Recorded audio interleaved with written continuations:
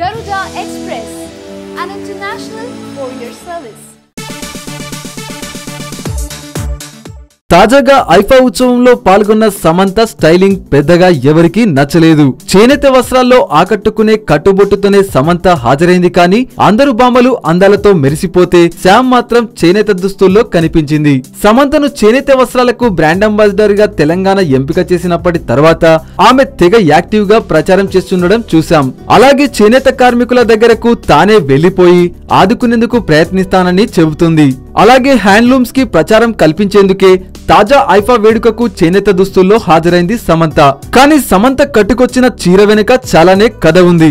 తెలంగాణను ప్రతిబింబించేలా ఈ చీరను డిజైన్ చేశారు. తెలంగాణ అధికార చిహ్నాలు అన్నింటినీ ఈ చీర డిజైన్ లోనే పొందుపరిచారు. తెలంగాణ రాష్ట్ర అధికార జంతువు జింక, రాష్ట్ర పక్షి పాలపిట్ట, అధికార పుష్పం తంగేడు పువ్వు, రాష్ట్ర వృక్షం జమ్మి చెట్టు, ఇలా అన్నింటినీ చీరపై చూపించేలా డిజైన్ చేశారు. వీటితో పాటు దక్షిణాది మొత్తం అవార్డుల వేడుకను తెలంగాణ రాజధాని హైదరాబాద్ లోనే నిర్వహించడంతో తాను చేనేతకు ప్రచారం కల్పించేందుకు ఇంతకంటే మంచి వేడుక ఉండదనే ఉద్దేశంతోనే సమంత ఇలా తెలంగాణ హ్యాండ్లూమ్స్ ను ధరించి హాజరైంది. అది సమంత చీరకట్టు వెనక కథ ప్లస్ కమిట్మెంట్.